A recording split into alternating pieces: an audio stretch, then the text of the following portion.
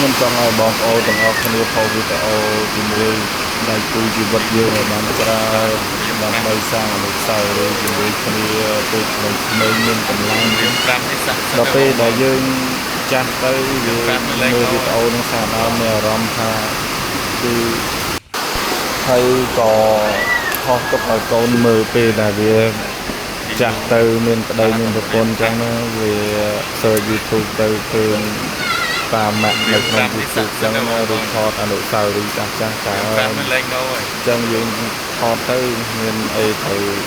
អស់អីច្រើនទេបងប្អូននេះគ្រាន់តែយើងខុសទុកជាអនុស្សាវរីយ៍ពេលដែលយើងចាស់ទុកមើលហ្នឹងណាព្រោះអីយើងទុកក្នុងទូរស័ព្ទទៅថ្ងៃណាមួយទៅលោបាត់ទូរស័ព្ទអីចឹងទៅយើងពិបាកពិបាកសេវហរវិញអញ្ចឹងបងប្អូនហើយក៏អរគុណបងប្អូនទាំងអស់គ្នាដែលតាមទស្សនាវីដេអូរបស់គ្រូសាតូចរបស់ខ្ញុំហើយគ្មានអីទេបងប្អូនអើយមានតែបងប្អូនចង់នៅមនុស្សនៅចិត្តមនុស្សជាទីស្រឡាញ់ទេតែប៉ុណ្្នឹងឯង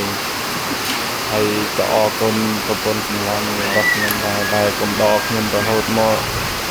ព្រោះខ្ញុំមិនមានអ្វីផ្ដល់ឲ្យគាត់មែនក៏ប៉ុន្តែខ្ញុំ